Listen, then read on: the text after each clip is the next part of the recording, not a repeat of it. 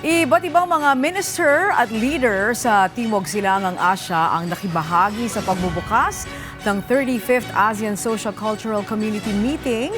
Dito, pinuri ang bansa sa pagdaraos ng high-level forum para sa ASCC. Si Gab Villegas sa sentro ng balita.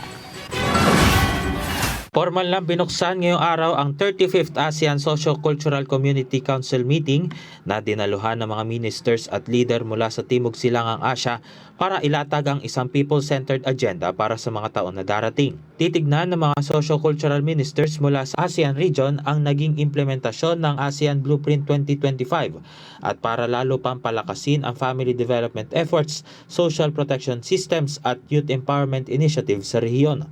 Nakatuon rin ang pagpupulong sa pagpapalakas ng ASEAN community sa pamamagitan ng collective leadership at regional collaboration.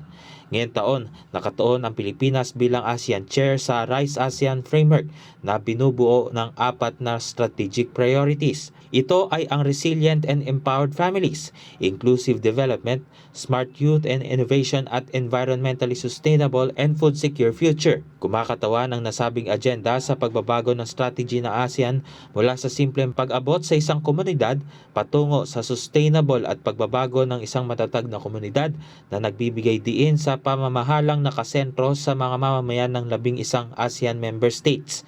Sa kanyang talumpati, sinabi ni ASEAN Deputy Secretary General for Socio-Cultural Community, San Luin, inihimok niya ang pagkakaroon ng kolektibong pamumuno para harapin ang mga paparating na hamon.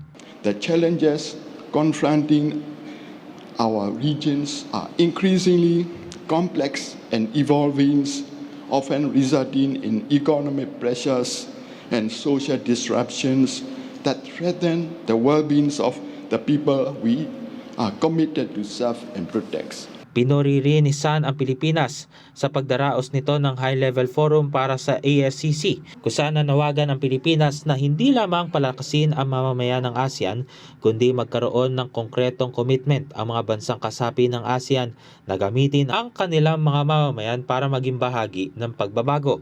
Empowering our people is not only a programmatic priority, but also a cornerstone of our community building efforts and a catalyst for regional integrations. Given the increasing and evolving challenges our region faces, our people must be well positioned to adapt, innovative, and ultimately drive human-centered and inclusive sustainable development across the region. We must advance tangible actions that equips our people with opportunities and resources to maximize their potentials while investing in their holistic development.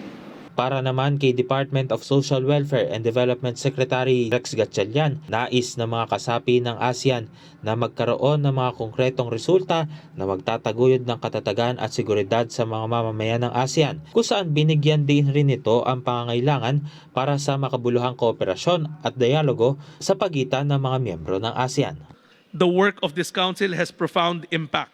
Behind our policy frameworks, our communities seeking stability, ASEAN citizens aspiring for opportunities, and families striving for security. We are committed to ensuring that discussions result in concrete and measurable outcomes. We seek to foster dialogue that is constructive, inclusive, and grounded in the realities of our people. Our theme, Navigating Our Future Together, challenges us to move beyond formalities toward meaningful cooperation and complementation, aligning our ambitions and strategies with compassion and through the lens of our community's actual experiences. Gab Villegas para sa Pambansang TV sa Bagong Pilipinas.